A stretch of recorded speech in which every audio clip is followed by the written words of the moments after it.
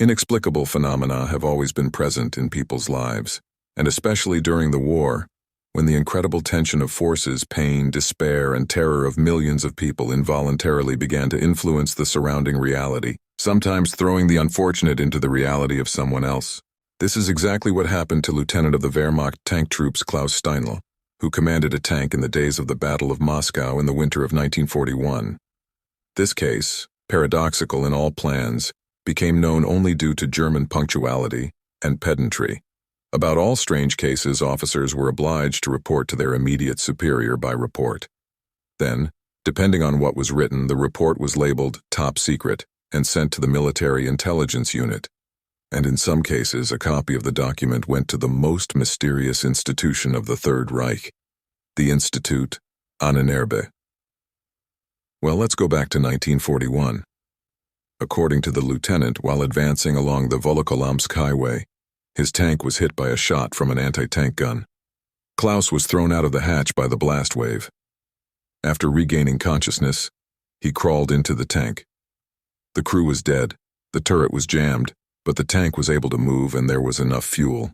Waiting for night, the lieutenant tried to drive the tank from the neutral strip to the location of his units, but because of darkness and snowfall, he lost his course, and apparently, by some miracle, managed to break through to the rear of the Russians, and by morning to reach the outskirts of Moscow. The Soviet capital struck the lieutenant with wide autobahns, interchanges, buildings of incredible size, and an abundance of wires and lampposts.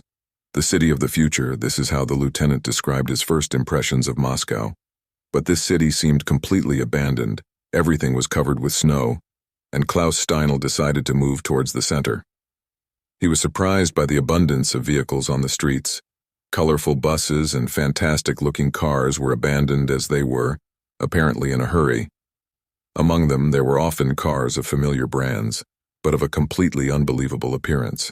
At one intersection, for example, a tank literally crashed into a car with a Volkswagen emblem.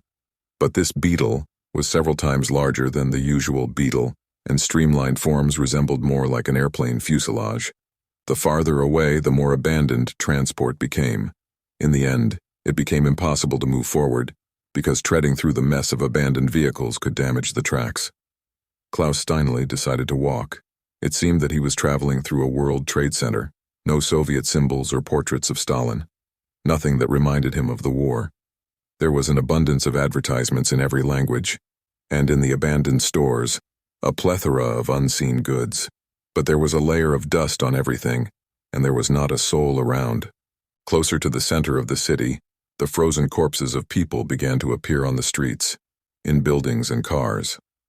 All the dead were well dressed, and there were no visible injuries on their bodies. Then the streak of destruction began. Some buildings collapsed, others had broken windows.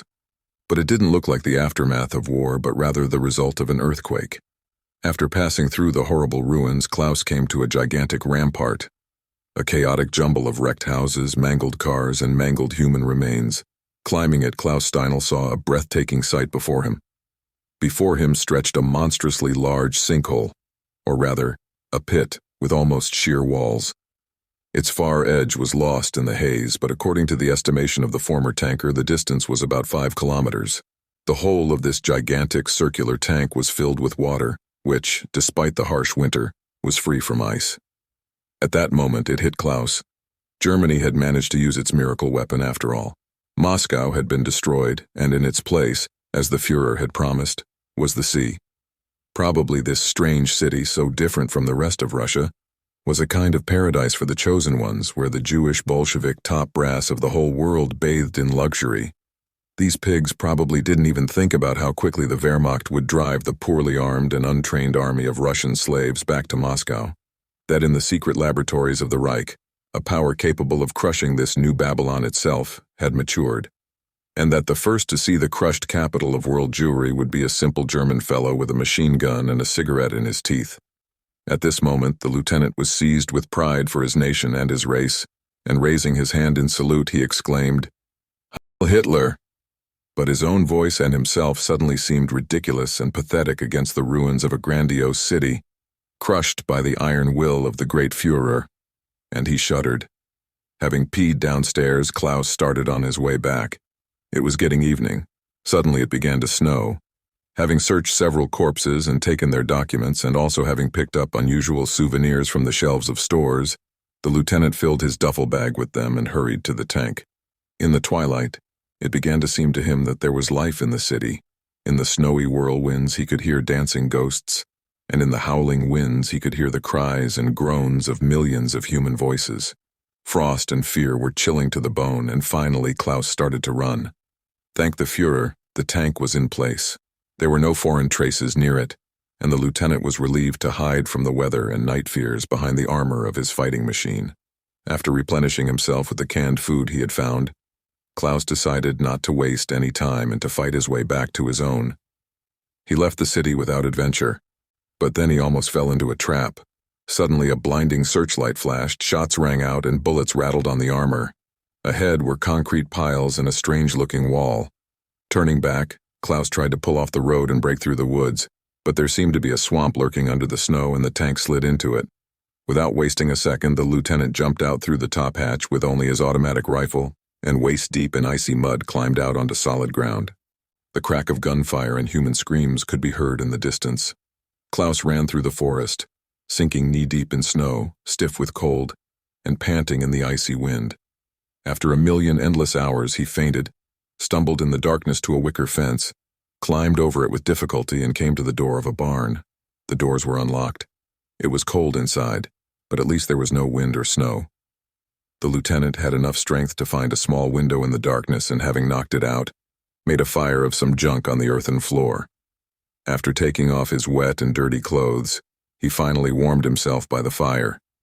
He spent the rest of the night lying on a pile of wet rags, trying to breathe the fresh air that flowed across the floor and listening to every rustle. Toward morning, he tried to dry his uniform and ventured out into the light, ready to face death. But he met only Gunther Speer, a simple Bavarian peasant who came out of his house to fetch water and was surprised to see a dirty, smoky military man holding a machine gun to his chest and shouting, "Hands up!" The soldier, however, was no less surprised to hear German speech in response. Toward evening, washed and fed, Klaus Steinle was taken from the small mountain village to the military commandant's office.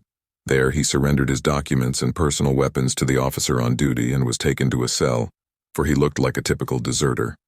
His appearance in a specially protected area of the Bavarian Alps was suspicious, and his surprise when he learned that it was February of the year 1943 seemed too much to be played up. The next day, an important SS officer arrived in the town and personally interrogated the deserter. In the evening of the same day, from the Army Group Center, received confirmation that the number of the ID card and automatic rifle coincide with the one that belonged to the tank commander Klaus Steinle, who went missing near Moscow in the winter of 41st year. At the insistence of the Wehrmacht command, Klaus Steinle was interrogated again. The minutes of this interrogation have been preserved in the archives.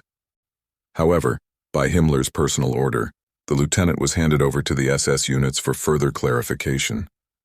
After that, traces of him were lost forever.